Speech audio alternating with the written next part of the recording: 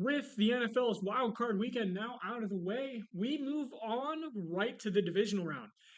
There are four fantastic games for us to preview here, so let's not delay any longer. Without further ado, this is the Sports Ball Network, and this is our predictions for the NFL's divisional round playoff games.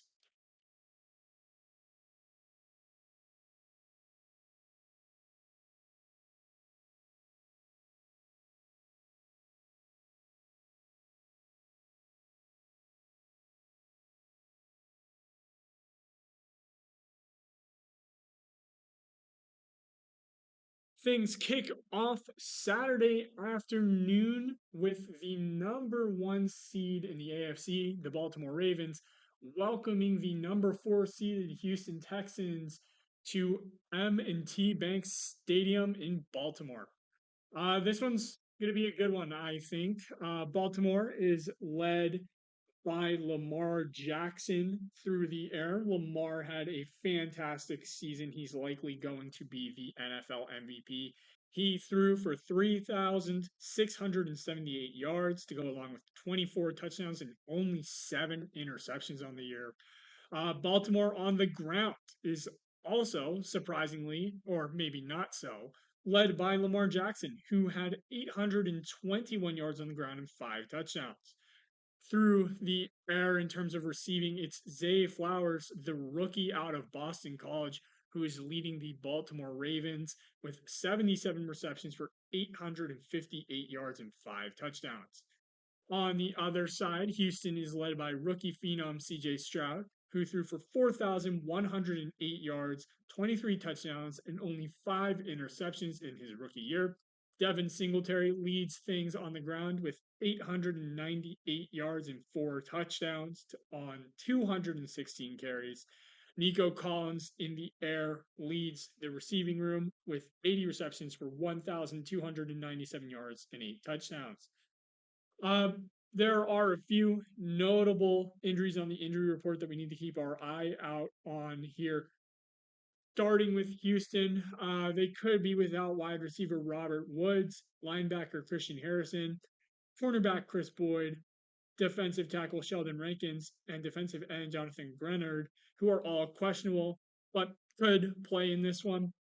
Meanwhile, for Baltimore, Jadeveon Clowney at linebacker is questionable. Devin Duvernay on the IR is questionable. Wide receiver Tyler Wallace at wide receiver is also questionable. Marlon Humphrey at cornerback is questionable. And perhaps the most surprising one of all, tight end Mark Andrews, whose season was expected to be done, could be back for this game for Baltimore. So really, we need to keep our eyes out here on this injury report, and particularly on Mark Andrews. If Andrews comes back, that's a dynamic weapon Baltimore's getting, and it will greatly help alleviate a lot of the pressure on their offense in terms of the passing game, as Mark Andrews is one of the best tight ends in the league, particularly when it comes to receiving. The Texans are red hot. They've won 4 of their last 5 games, including that amazing wildcard win over Cleveland. The Ravens similarly won 4 of their last 5 games. Most notably, they beat up on the San Francisco 49ers in a game that many thought would be a Super Bowl preview. In Baltimore, the weather looks to be fine, 28 degrees, partly cloudy, but no major snowstorms or wind or anything like that that could affect anything. And going into the game, Baltimore seems to be the heavy favorite. They are -9 here, and they are very, very, very favored in this game. Looking real quick at the team breakdowns a bit further, Houston comes into Baltimore with the 12th ranked offense in the league, 7th in passing, 22nd in rushing, and the 14th ranked defense. Baltimore, meanwhile, has the 6th ranked offense and the 6th ranked defense in the league, 21st in passing offense and 1st in rushing offense. They are the best rushing offense in the league, to no one's surprise. When you have a dynamic weapon like Lamar Jackson at quarterback, that's to be expected. And in terms of meetings, these two teams did meet this season. The first game of the regular season, in which Baltimore handily won against Houston 25-9. That being said, I don't expect things to end up the same way as that game. The Baltimore Ravens, like it or not, in the playoffs the past few years, have a history of falling a bit flat. Houston, meanwhile, comes in here really hot. CJ Stroud is playing MVP level football.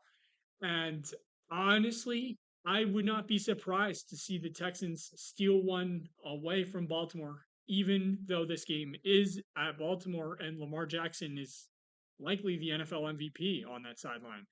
Houston's just really good right now. They're really hot. They beat a team that is arguably at full strength better than Baltimore in Cleveland last week. And I just don't see Baltimore stopping CJ Stroud, which likely means that they're going to be in a shootout with the Texans all game long. And it's not like Baltimore particularly excels in those types of situations where they need to keep pouring on points in order to keep up with their opponents.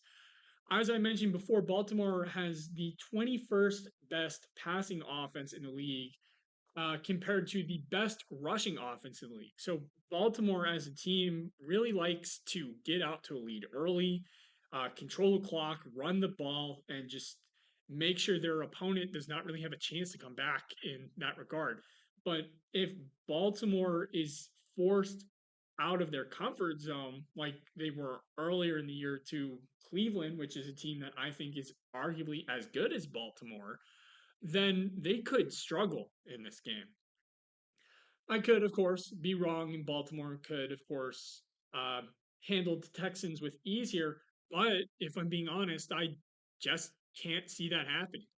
And if Baltimore is forced into a shootout situation, which I think is very likely to happen, then it's going to be really, really tough for the number one seed in the AFC to win this game and move on to the championship round.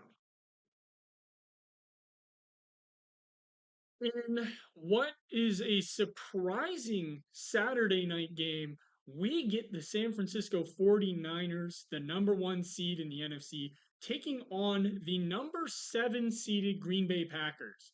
The Packers, of course, are the first number seven seed to ever make it past the wild card round in the NFL playoffs, but that doesn't mean that we should be taking them lightly. They are led by quarterback Jordan Love, who has been playing lights out as of late. On the season, he has 4,159 yards, along with 32 touchdowns and 11 interceptions. On the ground, they are led by Aaron Jones, who has 656 yards and two touchdowns on 142 carries.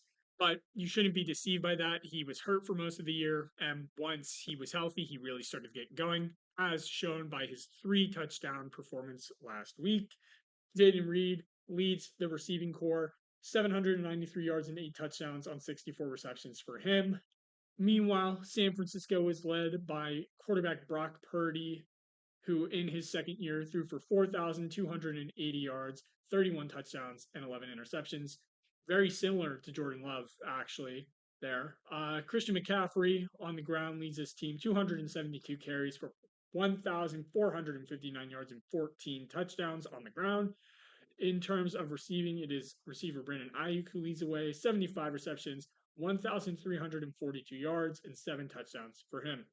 For the injury report, there are a few notable names here, particularly on the Green Bay side.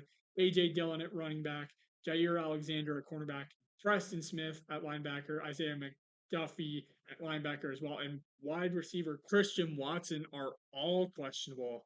Meanwhile, for San Francisco, they come in mostly healthy. Logan Ryan at safety, Eric Armstead at defensive end, and Dre Greenlaw at linebacker are their only major names that are on the injury report. All of them are questionable, but could potentially play. Looking at the Packers as of late, they've won four of their last five, including four in a row. That culminated, of course, in their amazing wildcard win over Dallas. The 49ers over the last five games have gone 3-2.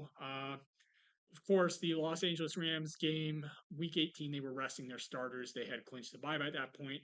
but they do have a notable loss here against Baltimore where they really came out flat. So this team, of course, does have the potential to do that. That being said, they enter in this game as a 9.5 point favorite. Uh, at home, the weather's going to be wonderful, 62 degrees, partly cloudy. Um, and looking at the team stats and breakdown a bit further, it's really quite apparent why San Francisco is such a heavy favorite. They have the second best offense, including the fourth best passing offense and third best rushing offense in the league, to go along with the eighth best defense. Meanwhile, Green Bay has the 11th best offense in the league, 12th in passing, 15th in rushing, and the 17th best defense in the NFL. So, middle of the pack unit there. These two teams did not meet in the regular season. This will be their first meeting. And I am predicting it to be a 49ers victory here. San Francisco was just a really good team. They have a ton of talent on both sides of the ball. And Green Bay is really inexperienced. I mentioned this in the wildcard video. Green Bay is the youngest team in the NFL. There is a reason why they were the number 7 seed.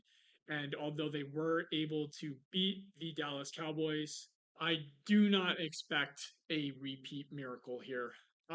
San Francisco is just an entirely different beast from Dallas. Um, they're at home. They're the number 1 seed.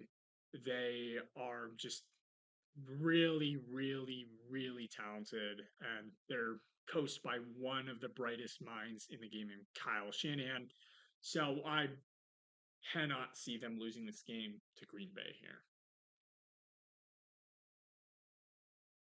Sunday afternoon kicks off in Detroit once more as the 3 seeded Detroit Lions take on the 4 seeded Tampa Bay Buccaneers at 3 p.m. Eastern Standard Time.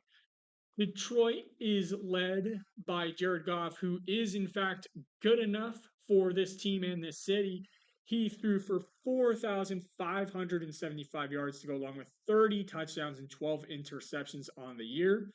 Leading the rushing room is David Montgomery, 219 carries for 1,015 yards and 13 touchdowns. Amon-Ra St. Brown was Amon-Ra so good all year long. He had 119 receptions for 1,515 yards and 10 touchdowns, leading the receiver room in Detroit. Meanwhile, Tampa Bay comes in led by Baker Mayfield, who had a standout season himself, 4,044 yards in the air, 28 touchdowns, 10 interceptions for him. Rashad White leads the way on the ground, 272 carries for 990 yards and 6 touchdowns.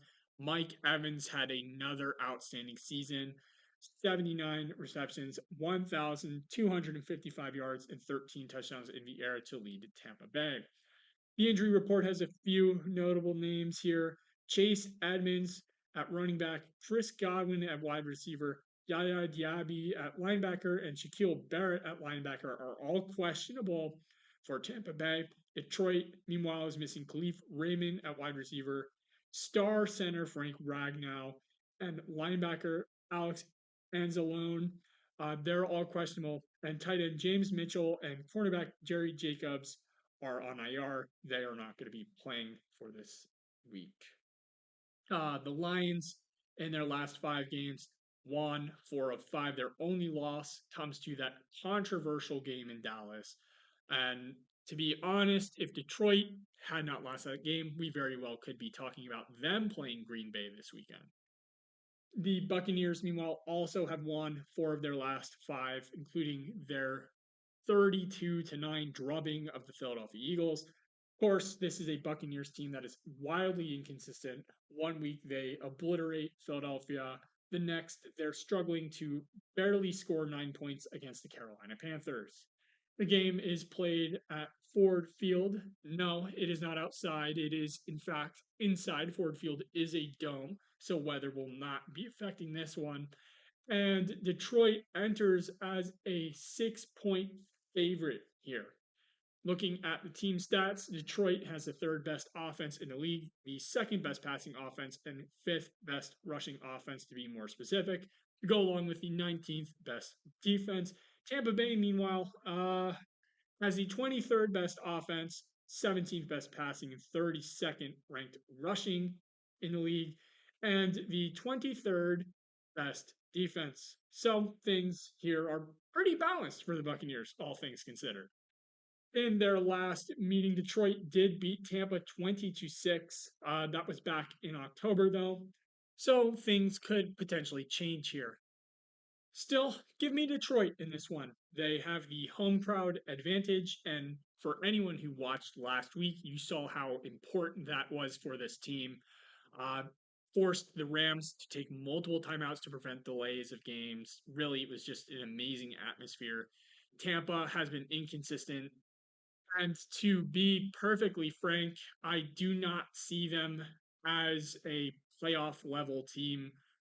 Really, the only reason the divisional round right now is because they won a very weak NFC South, barely beating the Carolina Panthers in order to do so. And then, of course, they ran into the Philadelphia Eagles, who have had one of the most epic collapses in NFL history. So I think Detroit is just going to handle business here and make it back to the NFC Championship game with a chance to go to the Super Bowl for the first time since 1991. Things wrap up Sunday evening with another playoff classic between Josh Allen's and Patrick Mahomes. Only this time, Patrick Mahomes is not playing at home. That's right, everybody. It's Patrick Mahomes' first away playoff game that is not a Super Bowl, and he's forced to go to Buffalo. The Bills are led by all-star quarterback Josh Allen here, who threw for 4,306 yards, 29 touchdowns, and 18 interceptions. Of course, that does not do Josh justice here. He also led the league in touchdowns and contributed a lot on the ground. Speaking of contributors on the ground, it was James Cook that led Buffalo with 237 carries for 1,122 yards and 2 touchdowns. Stephon Diggs leads the wide receiver room, 107 receptions, 1,183 yards, and 8 touchdowns.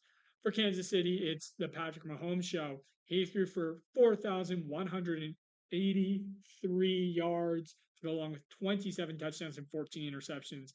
Isaiah Pacheco ran all over everybody all year long. 205 carries for 935 yards and 7 touchdowns. And Travis Kelce still leads the Chiefs wide receivers despite his advanced age. 93 receptions, 984 yards, and 5 touchdowns on the year for him. The injury report has a few notable names to watch here. Kadarius Toney, wide receiver, L'Jarius Sneed at cornerback, Cam Jones at linebacker, Nanati at defensive tackle, and Sky Moore, wide receiver for Kansas City.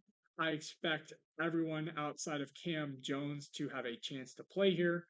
Cam Jones is on IR. He's done for the year. For Buffalo, Jordan Phillips at defensive tackle is on IR, but could potentially come back for this one. Taron Johnson at cornerback, Taylor Rapp at safety, Terrell Bednard at linebacker, and Christian Benford at cornerback are all questionable as well. Buffalo has won all 5 of their last games, including last week's game against Pittsburgh. Kansas City won 4 of their last 5. The only one they lost was against Las Vegas on Christmas. This game is going to be played at Buffalo in Orchard Park, New York. Weather looks to be 20 degrees and cloudy at kickoff. Of course, I've also seen reports that there's going to be heavy snow, so that's going to factor into this game. And Buffalo opens as a 3-point favorite. Looking at the team breakdowns a bit further, these are 2 heavyweights. Kansas City, 9th overall offense, 6th in passing, 19th in rushing. The second best defense in the league as well. Buffalo, meanwhile, has the 4th best offense in the league, 8th in passing, 7th in rushing. A little bit more balance there. And the 9th best defense in the league. These 2 teams did play earlier this year on December 10th. Buffalo ended up winning 20-17. and I expect Buffalo to win this one once again. Uh, we don't know how Patrick Mahomes will do on his first road playoff game, but of all of the places for it to be, Buffalo might have been the worst. Hostile weather, hostile fans, and going up against a game wrecker in Josh Allen is a recipe for disaster for Kansas City. Kansas City, of course, has struggled a lot of the year as well on offense. So, despite the fact that they are ranked ninth overall in the league, that's a little bit misleading. Buffalo has been hot as of late. They've stormed back to win the AFC East. They handled Pittsburgh with little trouble in the wildcard round. And quarterback Josh Allen is playing at just an unreal level here. So give me Buffalo to finally take care of Kansas City in the playoffs and send Patrick Mahomes and the Chiefs into the offseason.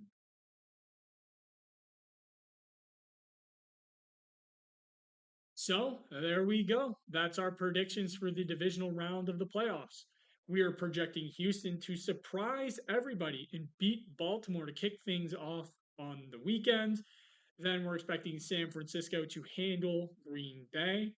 Detroit to move on to their first NFC Conference Championship game appearance since 1991, and for Buffalo to finally beat Kansas City in the playoffs. Just want to thank everybody for watching the channel once more. If you liked what you saw here, leave a like on the video, subscribe to the Sports World, and we will catch you after the divisional round.